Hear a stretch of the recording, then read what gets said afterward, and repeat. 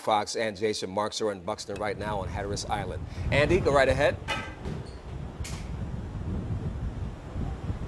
Yeah, I'll tell you what, right now, 80 to 90 mile per hour winds, I'm being told.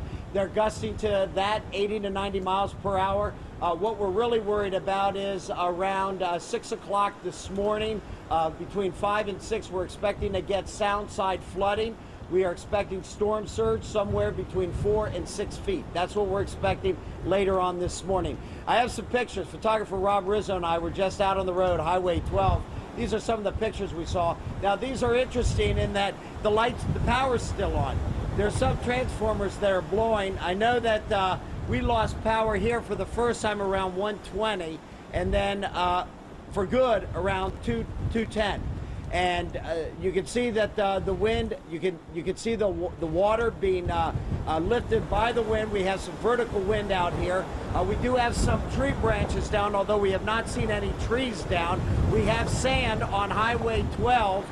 That is not storm surge, though. That is not overwash. It is just the wind blowing the sand, and it's ending up on Highway 12. We do not have any reports of any significant damage, but that's not surprising because we probably will not get that till later on. We have been traveling Highway 12, not many people out. They are staying in. We're efforting to get you some sound from a storm chaser who we saw who had made his way up Highway 12, but did not see anything significant. We are all concerned about Myrtle Beach and Highway 12 there, and whether the dunes and the reconstruction out there will hold up to this significant Cat 2 hurricane. You have to go back to 1870 to have a hurricane, a Cat 2 hurricane that has struck North Carolina this early in the season. 1870. That's what the book shows. So this is historic in its own right.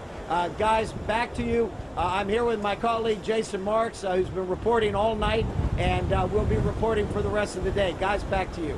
Hey, Andy, just to check right now, can you hear us clearly from where you are? And tell us, where exactly are you?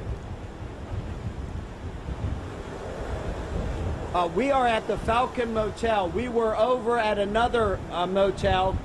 Their corporate policy, though, is when you have a mandatory evacuation that they close down the motel. So we were left without a place to stay, and we ended up here at the Falcon Motel, and they were nice enough to let us stay in the rooms. We actually have the camera back where it's being shot by photographer Chris Omahan. He's in the room right there, and of course I'm out here. And I will tell you that we have certainly had stronger winds than what we're getting right now.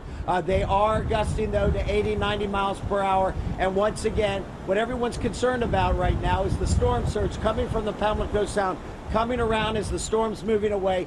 We are expecting somewhere between 3 to 6 feet of storm surge. Guys, back to you. And of course, that storm surge, a really big concern for folks in that area. You definitely don't want to see something like that happen, and hopefully everyone can stay safe while that's going on. That storm surge will mean water coming ashore, and that could mean roads flooding out. We are very familiar with what happened along Route 12 about a couple years ago when they got a storm surge, and the road flooded, and then the road broke apart, and the folks on the southern part of the Outer Banks were stuck. And what a difference just a few minutes makes. We spoke with Jason Marks when we first got on the air here again to continue our coverage. At 3 o'clock this morning, you saw Jason getting pounded by the wind and the rain, and then you saw Andy there, and he was just getting blown around a tiny bit. But that, of course, is going to happen with these bands as the hurricane continues to move.